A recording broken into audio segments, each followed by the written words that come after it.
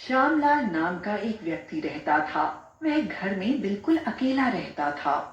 भाई, कब तक घर में अकेला रहेगा? तुझे शादी कर लेनी चाहिए। मेरी नजर में एक लड़की है। अगर तू बोले तो मैं बात करूं तेरी शादी की। हाँ यार, अब मुझे भी लगता है शादी कर ही लेनी चाहिए। तू कर ले बात मेरी शादी की, मैं तो तैयार हूं। ठीक है भाई, लड़की का नाम शालिनी है। मैं आज ही बात करता हूँ लड़की के माता पिता से। पड़ोस के ही गांव में रहते हैं। रामलाल शालिनी के माता पिता से शादी की बात करता है और शालिनी के माता पिता भी शादी के लिए तैयार हो जाते हैं और श्यामलाल और शालिनी की शादी हो जाती है। दोनों की शादीशुदा जिंदगी अच्छी चल रही होती है और शादी के कुछ दिनों के बाद दोनों एक साथ खाना खाने के लिए बैठते हैं।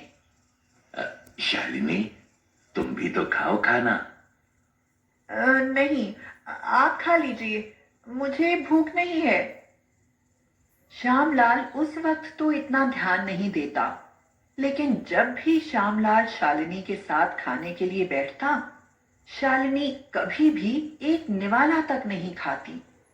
श्यामलाल के कई बार पूछने पर भी शालिनी कुछ नहीं बताती कि उसे क्या परेशानी है।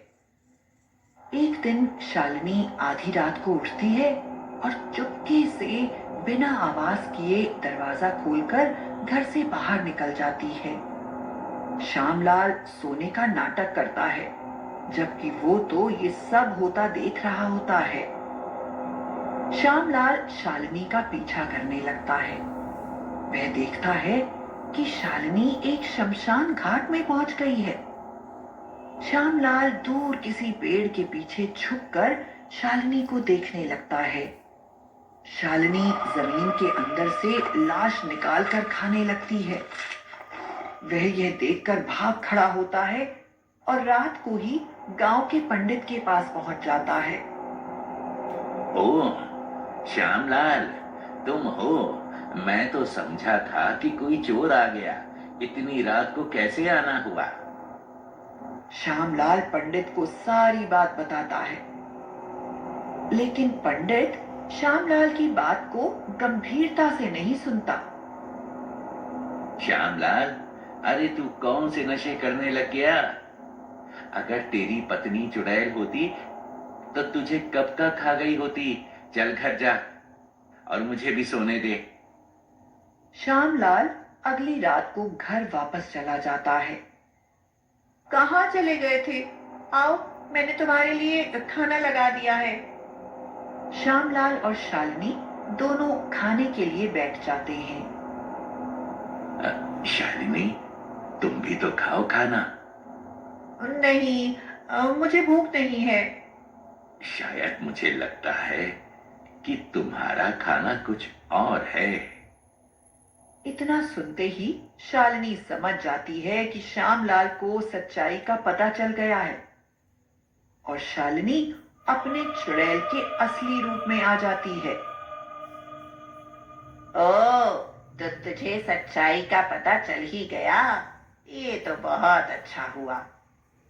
आज रात मुझे खाना घर पर ही मिल गया। जैसे ही शालिनी चुड़ैल के रूप में श्यामलाल को मारकर खाने लगती है, तभी शालिनी के माता पिता श्यामलाल के घर आ जाते हैं। तूने तो अपने पति को ही मार दिया। अरे पागल, अगर तू माँ बन जाती तो तेरे अंदर तेरे पति को वश में करने की शक्ति आ जाती।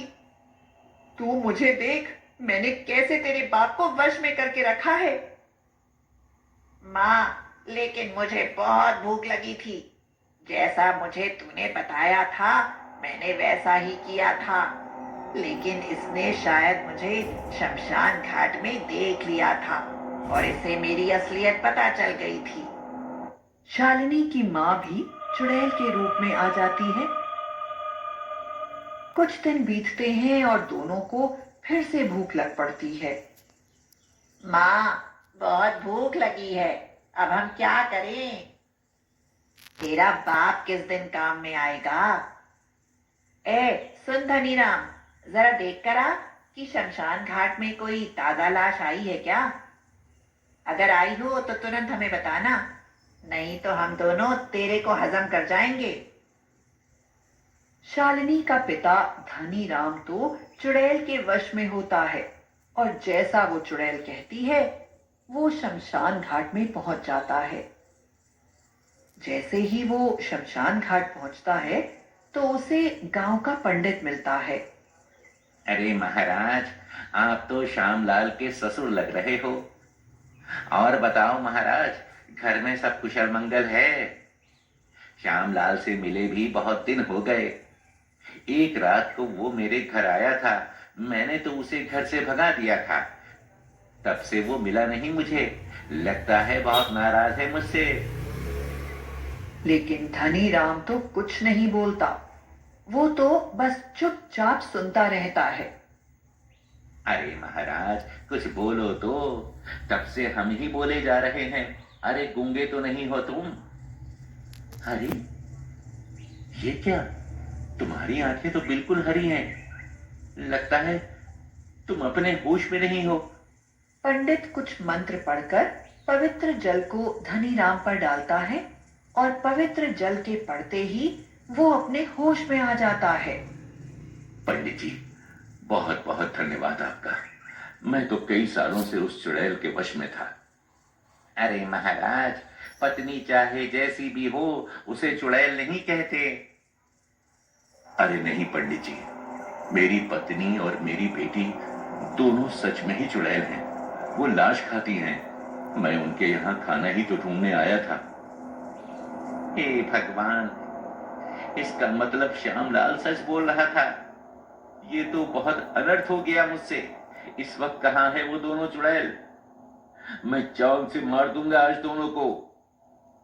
वो दोनों अभी भी श्यामलाल के घर पर ही हैं और दोनों बहुत भूखी हैं।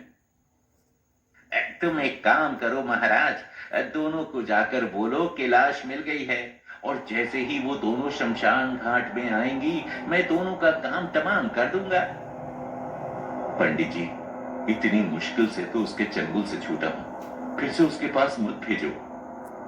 अरे महाराज, तुम जाओ तो सही। अगर नहीं जाओगे तो वैसे भी वो तुम्हें ढूंढ ही लेंगी और फिर तुम्हें खा जाएंगी।